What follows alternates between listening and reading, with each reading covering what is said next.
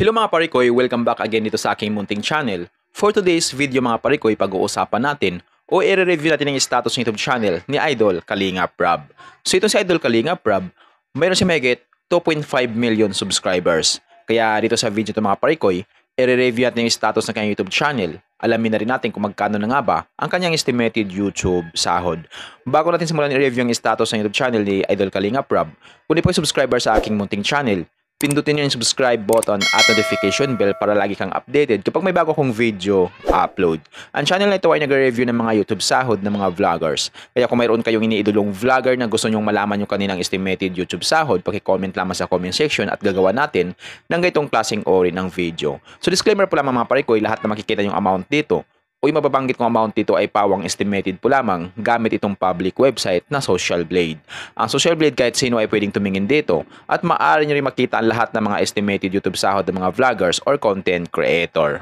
Ano pang hinihintay natin mga parikoy, samahan nyo kung i-review natin ang status ng YouTube channel ni Idol Kalingap Rob. So yun mga parikoy, dito nga tayo ngayon sa official YouTube channel ni Idol Kalingap Rob dito sa Social Blade. So ito si Idol Kalingap Rob, mayroon siyang 2,000 uploads na video. At yung kanya naman subscribers ay maabot na sa mahigit 3 million subscribers. So, deserve ni Idol Kalingap Rob na magkaroon siya ng million subscribers. So, deserve lahat ng mga Kalingap team na magkaroon sila ng million subscribers. Total ang kanyang video views na kuha na siya mahigit 1 billion video views. Grabe yung video views ni Idol Kalingap Rob, talagang nakakalola.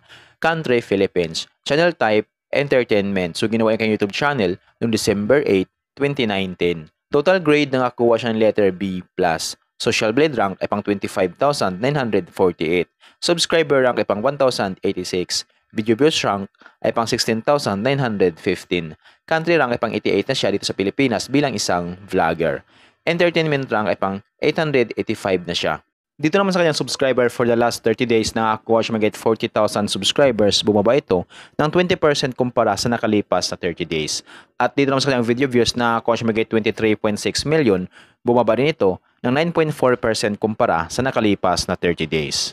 So yun mga parikoy, dito naman tayo ngayon sa YouTube stats summary ni Idol Kalingap Rob simula nung August 24 hanggang September 6, 2023. Dito natin makikita yung mga nagdagdagang subscribers, video views, at yung kanya naman estimated earnings. Yung titingnan natin dito mga parikoy ay yung kanyang daily average at weekly average.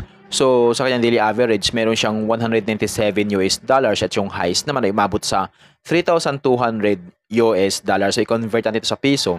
Simulan natin pag-convert sa lowest na mayroon siyang $197 i-times natin sa 55 ay mo siyang 10,835 pesos na posibleng kitain sa loob ng isang araw. At kung mabot naman yung highest, mabot sa 3,200 US dollars i-times natin sa 55 ay meron siyang 176,000 pesos na posibleng kitain sa loob ng isang araw. So yung mga parikoy, dito naman tayo ngayon sa kanyang weekly average. So sa kanyang weekly average sa lowest, meron siyang 1,400 US dollars. At yung highest naman ay umabot sa 22,100 US dollars. So i-convert natin ito sa piso. Simulan natin pag-convert sa lowest na mayroon siyang 1,400 US dollars i-times natin sa 55 ay meron siyang 77,000 pesos na posibleng kitain sa loob ng isang linggo. At kung mabot naman yung highest na mabot sa 22,100 US dollars i-times natin sa 55 ay meron siya may 1.2 million na posibleng kitain sa loob ng isang linggo. So yun mga parikoy, dito naman tayo ngayon sa kanyang estimated monthly earnings. So disclaimer po lamang mga parikoy, ang video na ito ay layunin lamang na makapagbigay ng inspiration sa mga tao makapanood nito, lalong-lalo sa mga small YouTuber. So yung mga parikoy, ito si Idol Kalingap Rob sa kanyang estimated monthly earnings sa lowest, meron siyang 5,900 US dollars. At yung highest naman ay umabot sa 94,500 US dollars. So i-convert natin ito sa piso.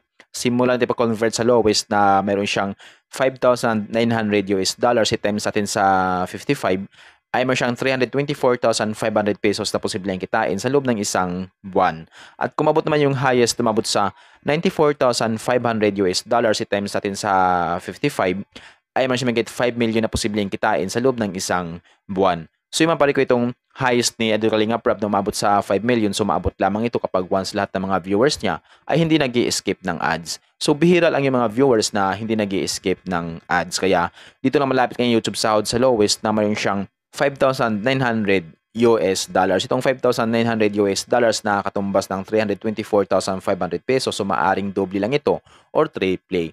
So yan yung posibleng kitain ni Idol Kalinga Prab sa kanyang YouTube channel sa loob ng isang buwan. Pero maaring magbabago pa itong mga parikoy. Depende sa dami ng views na makukuha ni Idol Kalinga Prab. So dahil nga sahod ng mga vloggers or content creator nakadepende sa dami ng views, hindi sa dami ng subscribers. At laking tulong din yung mga viewers na hindi nag-i-escape ng ads. So kapag once na hindi po tayo nag-escape ng ads, medyo nilaki ang YouTube sahod ng isang vlogger or content creator. So yun mga pare ko, deserve ni Idol Kalinga Prab na magkaroon ng malaking sahod sa kanyang YouTube channel. So deserve lahat ng mga Kalingap team na magkaroon ng malaking sahod sa kanilang YouTube channel. Alam naman natin na basta Kalingap team, so sobrang dami nang natutulungan at sobrang dami nang nabago ang buhay. Kaya deserve nila ang magkaroon ng malaking sahod sa kanilang YouTube channel. So yung mga pare ko, hanggang dito na yung video natin. So kung mayroon kayong iniidolong vlogger na gusto nyo malaman yung kanilang estimated YouTube sahod, paki-comment lamang sa comment section at gagawa natin ng itong klaseng ori ng video. At kung nagustuhan nyo itong video ng mga pare ko, huwag nyo po sanang kalimutan mag-like, share at mag-subscribe sa YouTube channel na ito.